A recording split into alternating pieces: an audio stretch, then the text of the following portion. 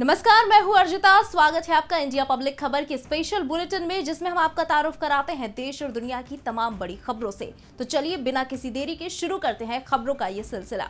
लद्दाख में भारत और चीन के बीच जारी तनाव अब खत्म होने की कगार पर पहुंच गया है। पूर्वी लद्दाख में पेट्रोल पॉइंट 15 यानी गोगरा हॉट स्प्रिंग्स क्षेत्र भारतीय और चीनी सैनिकों का विघटन पूरी तरह से हो जाएगा। आज दोनों पक्षों द्वारा पहले घोषित किए जाने की प्रक्रिया में सैनिकों को वापस लेने की प्रक्रिया जारी है। लद्दाख गतिरोध की निगरानी कर रहे अधिकारियों ने ये बताया कि भारत और चीन दोनों देशों की सेनाएं गोगरा हॉट स्प्रिंग्स इलाके से पीछे हट रही हैं। सैनिकों की वापसी आज पूरी हो जाएगी।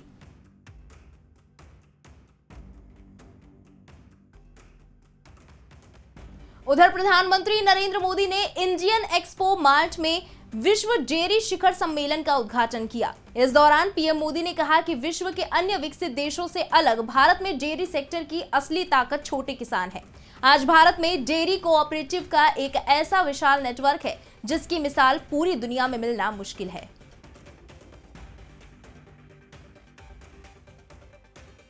वहीं ज्ञानवापी परिसर स्थित श्रृंगार गौरी के नियमित दर्शन पूजन के मामले पर जिला जज अदालत ने बड़ा फैसला सुनाया है। कोर्ट ने मुस्लिम पक्ष की अपील खारिज कर दी है। कोर्ट ने कहा कि मामला सुनने योग्य है। मुस्लिम पक्ष ने कहा कि वो इलाहाबाद कोर्ट में इस फैसले को चुनौती देगा। राष्ट्रीय स्वयंसेवक संघ यानी आरएसएस को लेकर कांग्रेस के पोस्टर पर संघ के सह सार कार्यवाह डॉक्टर मनमोहन वैद्य ने पलटवार किया है। उन्होंने कहा कि कांग्रेस लोगों को नफरत से जोड़ना चाहती है। वो लंबे वक्त से हमारे लिए अपने मन में घृणा रखते हैं, इसके बावजूद हमें लोगों का प्यार मिल रहा है। उन्होंने आगे कहा कि राहुल गांधी के पूर्वजों ने भी संघ का तिरस्कार किया, पूरी ताकत से उसे रोकने की कोशिश की, हम पर प्रतिबंध लगाए, लेकिन संघ को रोका नहीं गया। ये लगातार आगे बढ़ता गया। संघ के सिद्धांत है, सिद्धांत को लेकर जीवन भर चलने वाले कार्यकर्ता हैं, त्याग परिश्रम करने वाले लोग हैं। उन्होंने कहा कि हमें समाज के लोगों का लगातार समर्थन मिलता रहा है।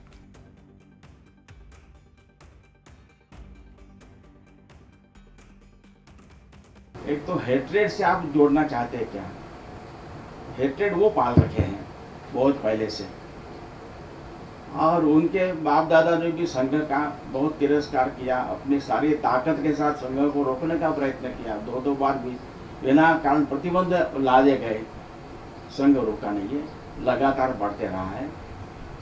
संघ क्यों बढ़ रहा है? तो संघ के पास सत्य सिद्धांत है, सिद्धांतों लेकर जीवन भर चलने वाले व्रतस्थ ऐसे कार्यकर्ताओं की पीढ़ी उसके लिए आवश्यक त्याग परिश्रम बलिदान करने वाले लोग तैयार होते रहे हैं। इस बीच जम्मू कश्मीर की पूर्व मुख्यमंत्री महबूबा मुफ्ती ने गुलाम नबी आजाद की अनुच्छेद 370 को बहाल नहीं किया जा सकता वाली टिप्पणी पर प्रतिक्रिया व्यक्त करते हुए उन्होंने कहा कि ये उनकी निजी राय थी। महबूबा मुफ्ती ने आगे कहा कि जम्मू कश्मीर में ऐसी आवाजें हैं जो मानते हैं कि अनुच्छेद 370 को बहाल किया जाएगा। उन्होंने कहा कि ये गुलाम नबी आजाद की निजी राय है। मेरा ये मानना है कि जम्मू कश्मीर एक समस्या है और 370 को हटाने से उस समस्या का समाधान नहीं हुआ, बल्कि और ही ज़्यादा वो पेचीदा हो गई है।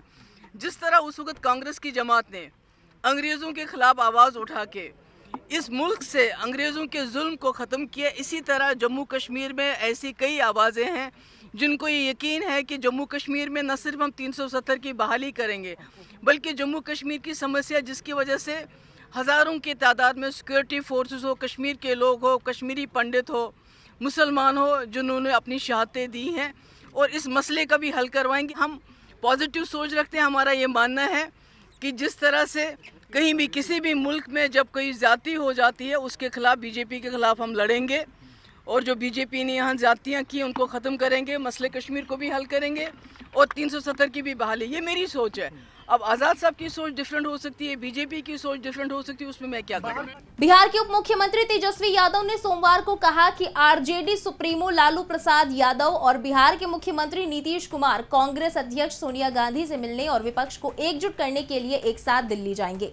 पटना एयरपोर्ट पर मीडिया से बात करते हुए तेजस्वी यादव ने कहा कि 2024 के लोकसभा चुनाव में विपक्ष को एकजुट होना चाहिए।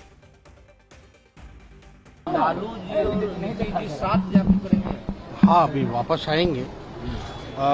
मैडम सोनिया जी आएंगी वापस, जाकर के मुलाकात होगी और दोनों लोग साथ ही जाएंगे। अच्छा 10 लाख नौकरी और 10 लाख रोजगार का वादा आप लोगों ने किया है, फिर भी बिहार में अब कुछ लोगों को भरोसा नहीं है कि आप लोग दे पाएंगे। ये प्रशांत किशोर कह रहे हैं कि अगर वो दे देंगे तो हम भी उनके साथ आ जाएंगे। अब जिनको भरोसा नहीं है तो कुछ देर इंतज़ार का मज़ा लीजिए, हो ही जाएगा। कांग्रेस नेताओं ने आज केरल के तिरुवनंतपुरम में पार्टी की भारत जोड़ो यात्रा को छठे दिन फिर से शुरू किया। कांग्रेस सांसद राहुल गांधी ने पार्टी के अन्य नेताओं के साथ भारत को एकजुट करने के लिए अपनी यात्रा शुरू की। गौरतलब है कि यह यात्रा राहुल गांधी के नेतृत्व में कन्याकुमारी से कश्मीर तक जाएगी। ये यात्रा 3500 किलोमीटर लंबी है, जो 12 राज्यों से होकर निकलेगी और इसे पूरा होने में 150 दिन का वक्त लगेगा।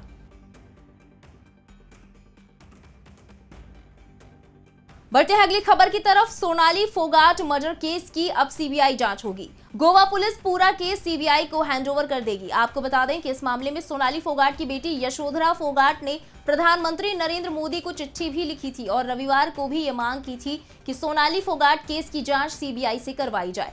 वहीं इससे पहले गोवा के मुख्यमंत्री प्रमोद सावंत ने कहा कि लोगों की मांग के बाद, खासकर सोनाली की बेटी की मांग के चलते हम ये जांच सीबीआई को सौंप रहे हैं। लोगों की डिमांड है वहाँ से कंटिन्यूसली कि ये केस सीबीआई के पास देने चाहिए। उनकी बेटी की भी डिमांड थी। हमें उस केस में यानी हमारे पुलिस के ऊपर पूरा भरोसा है और डेफिनेटली दे बहुत अच्छी तरह से इन्वेस्टिगेशन कर रहा है। बहुत अच्छे क्लूज भी उनको मिले हैं, लेकिन लोगों के डिमांड ध्यान में रखते हुए और उनकी बेटी की कंटिन्यूसली डिमांड ध्यान में रखते हुए मैंने प्रेस मीडिया में भी बाकी भी मुझे रिक्वेस्ट की है कि वो सीबीआई के पास दे देना चाहिए। तो फिर आज हम वो केस सीबीआई के पास दे रहे हैं। सो डेफिनेटली मैं डेफिनेटली इस केस को आज मैं खुद होम मिनिस्टर को चिट्ठी लिख रहा हूँ कि ये केस सीबीआई के पास देने के लिए मैं खुद चिट्ठी लिख रहा हूँ। देश में कोरोना के मामलों में फिर से इजाफा हुआ है। लगातार 4 दिन कोरोना के मामलों में गिरावट हो रही थी, लेकिन आज फिर से कोविड-19 के मरीजों की संख्या में इजाफा हुआ है। स्वास्थ्य मंत्रालय ने बताया कि देश में बीते 24 घंटों में कोरोना वायरस के 5221 नए मामले सामने आए हैं। मंत्रालय के मुताबिक बीते 24 घंटों में कोरोना से कई लोग ठीक भी हुए। महामारी के सक्रिय मरीज घटकर अब 47,176 रह गए हैं। देश में कोविड-19 के अब तक कुल 4,45,580 मामले सामने आ चुके हैं। अब तक 4,39,25,239 लोग ठीक हो चुके हैं। इसके अलावा 5,28,165 लोगों की मौत भी हुई है।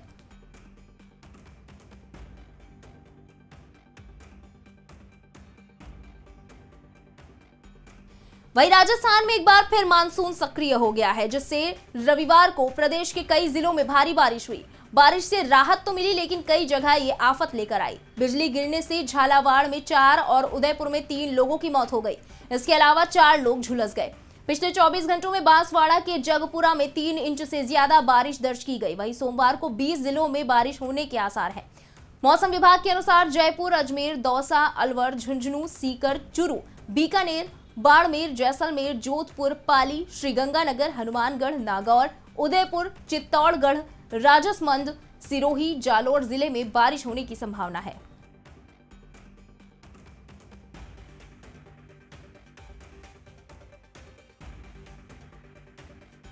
इसी के साथ इस खास बुलेटिन में बस इतना ही, लेकिन देश और दुनिया की तमाम बड़ी खबरें भी बाकी हैं, इसलिए सब्सक्राइब करना ना भूलें इंडिया पब्लिक खबर के YouTube चैनल को और बेल आइकन दबाएं ताकि चैनल से जुड़ी सारी लेटेस्ट अपडेट्स आप वक्त से पाएं।